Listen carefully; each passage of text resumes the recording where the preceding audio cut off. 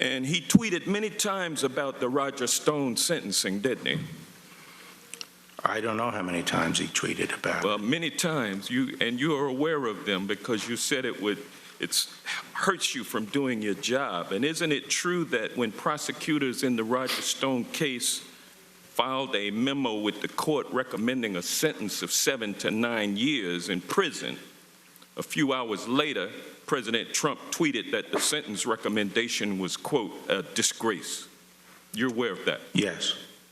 And General Barr, several hours after that, you filed a pleading with the court stating that the sentence recommendation would be changed and that you would be asking for a lighter sentence for Roger Stone. Isn't that correct? No, what is correct is that, what is corrected on February 10th, Monday, I gave instructions as to what the... Reclaiming my time.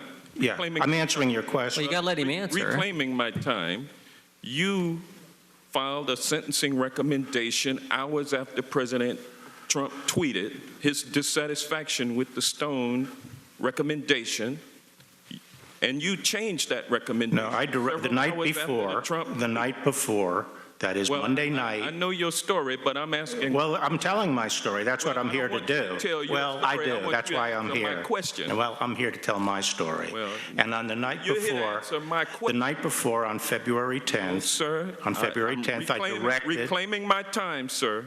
Reclaiming my time, and I know you don't want to answer, but the facts are clear.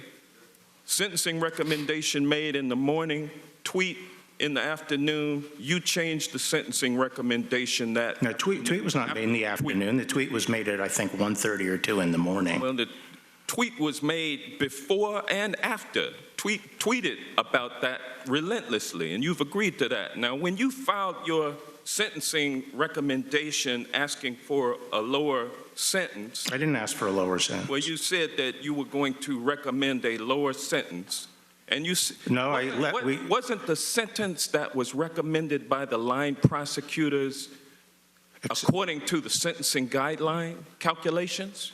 It was within the guidelines, but it was not within Justice Department policy, in my view. General Barr, you're expecting the American people to believe that you did not do what Trump wanted you to do when you changed that sentencing recommendation and lowered it for Roger Stone. You think the American people don't understand that you were carrying out Trump's...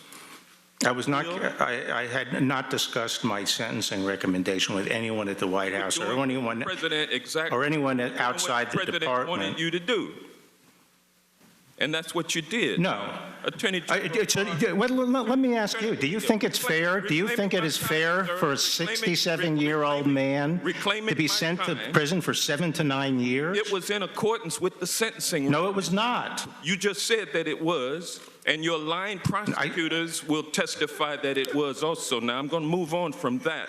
The department... During your time as Attorney General, it is not the department... Herbert Walker Bush, you never changed the sentencing recommendation for a friend of Herbert Walker Bush, did you?